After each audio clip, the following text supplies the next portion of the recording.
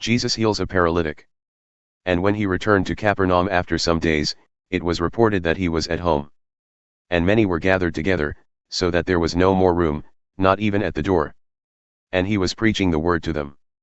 And they came, bringing to him a paralytic carried by 4 men.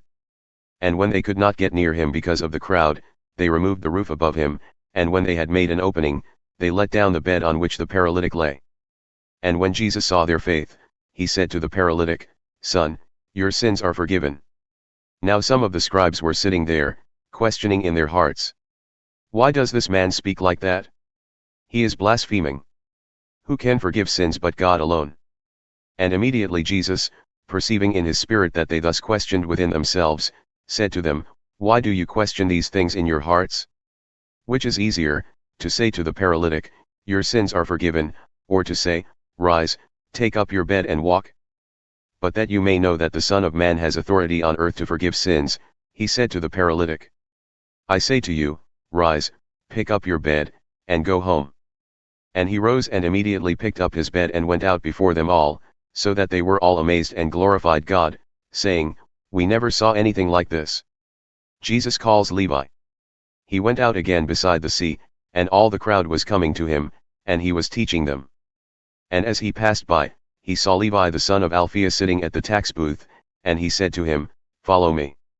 And he rose and followed him.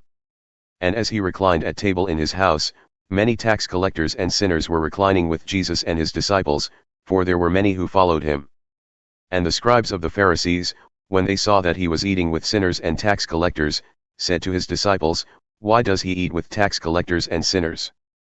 And when Jesus heard it, he said to them, "Those who are well have no need of a physician, but those who are sick. I came not to call the righteous, but sinners." A question about fasting.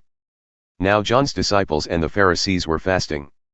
And people came and said to him, "Why do John's disciples and the disciples of the Pharisees fast, but your disciples do not fast?"